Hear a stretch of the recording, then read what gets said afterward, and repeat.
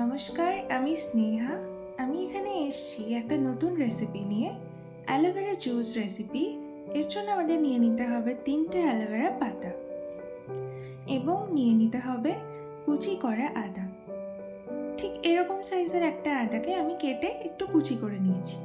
এবং নিতে হবে একটা পাতি লেবু এবং নিতে হবে 2 টেবিল চামচ মতো মধু। চলো তাহলে শুরু করা যাক আজকের অ্যালোভেরা জুস রেসিপি। এই অ্যালোভেরার পাতার যে সবুজ অংশটা, এটাকে আমরা ছাড়িয়ে নেব।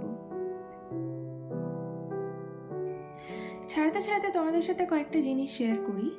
এই অ্যালোভেরা জুসটা আমাদের শরীরের পক্ষে প্রচণ্ড পরিমাণে উপকারী। যাদের খাবারের প্রচণ্ড পরিমাণে সমস্যা হয়, মানে যাদের হজম হতে খুব সমস্যা হয়, যাদের অম্বলের ধাত আছে, তাদের জন্য এই অ্যালোভেরা জুসটা প্রচণ্ড উপকারী। এটি যেমন খাবার হজম করতে প্রচণ্ড পরিমাণে উপকার করে, পাশাপাশি এটি চুল এবং ত্বকের স্বাস্থ্য প্রচণ্ড ভালো করতে সাহায্য করে। এই অ্যালোভেরার পাতার যে সবুজ ভাগটা, এগুলো আমরা ছাড়িয়ে নিয়ে ভেতরের যে শাঁসটা, সেটা আমরা আলাদা করে নিয়ে নেব।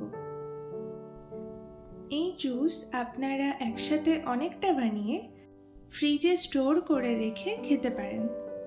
এই যে এইটা যেটা বেরোলো, এতটা অ্যালোভেরার শাঁসটা যেটা বেরোলো, এটাকে এবার আমরা মিক্সার গ্রাইন্ডারে দিয়ে দেব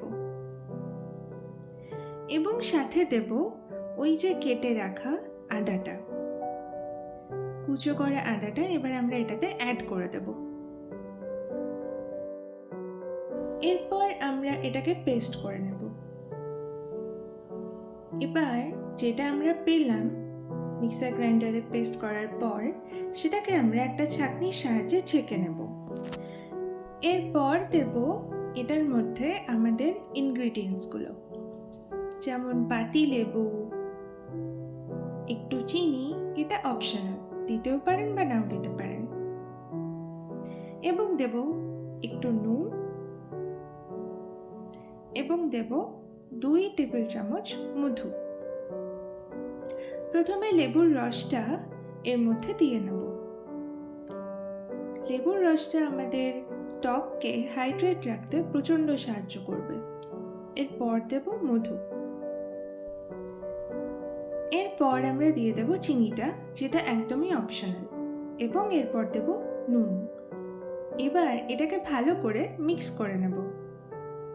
মিক্স করা হয়ে গেলে একটা গ্লাসের মধ্যে 4 টেবিল চামচ মতো এটা দিয়ে বাকি অংশ আমরা জল দিয়ে পরিপূর্ণ করে নেব।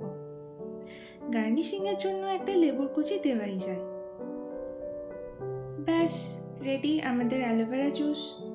এটাকে আপনারা বরফের টুকরো মিশিয়েও খেতে পারেন। এটা আমাদের ত্বক এবং চুলের পক্ষে প্রচণ্ড উপকারী এবং এটি ওজন কমাতেও সাহায্য করে।